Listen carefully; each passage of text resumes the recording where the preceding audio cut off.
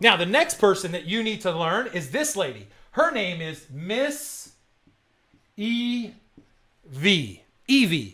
What's that stand for? Earned value. Now, she's got a hammer in her hand. Those are little boots. Like, she's out there, she's grinding, she's working, she's pushing teams. They're out there welding, or they're, hitting things with hammers. They're building bridges. They're putting, concrete down, blah, blah, blah. Whatever the job is, they're coding, whatever you're going to call it. They're getting production out. And so when you went to her, if you just went to her first thing in the morning, you say, how's it going? What would she say? She would say, yo, we are hustling, bro. We are getting work done. What is done? Well, we've gotten $600,000 worth of the building put up. $600,000 of the joints weld, of the coating done, of the whatever it is. She says what is done, because that's what she cares about. Production, earned value, is done. Keywords in your head. All right, so if you went to her alone, you'd be like, go to the big boss and say, hey man, we got $600,000 worth of work done.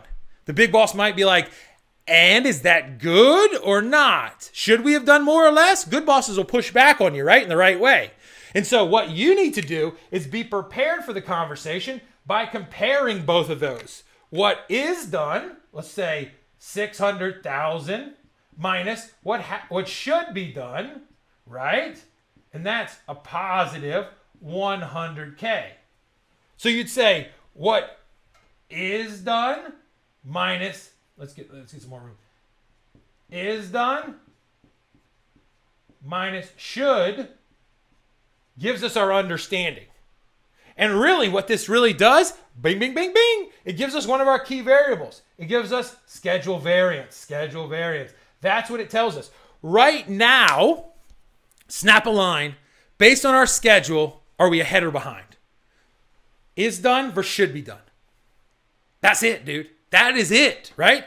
And so the cool thing in this is schedule variance is done, should be done is really, I shouldn't erase that, but it's okay, is what? EV minus PV is should. That's what it is right there. Beautiful. So if you would have started here and been like, oh, I got to come up with some random algorithm or, little trick, S and E and P and jibbity jibbity G. No, waste the time, right? Don't trick your mind into it. Understand it. This dude gets this understanding. This lady gets this understanding. They meet in the lunchroom. They chat it out. Yo, we've gotten 600,000 done. Oh, that's awesome because you should have only gotten done 500,000. Isn't that sweet? We're 100K ahead schedule-wise. Booyah. They got the schedule variance, 600 minus 500. The world's a good place. These people high five. Sweet. Now, if we wanted to go performance index, simple enough. All we do here, schedule performance index, we throw a division in there. That means every day for the amount of work that we actually get done, it's a little bit more than what we should have done. So our performance rate would be a positive, it'd be positive obviously, but it'd be above 1. So the general rule here is SVs and CVs of positive plus 0 is good. Below 0, bad. SPIs, above 1, yay. All right? Let's keep it simple here. We've logicked ourselves to the schedule variance and schedule performance index, same thing. So I'm going to put it back. Right there. Simplicity to complexity. That's the way to think in life.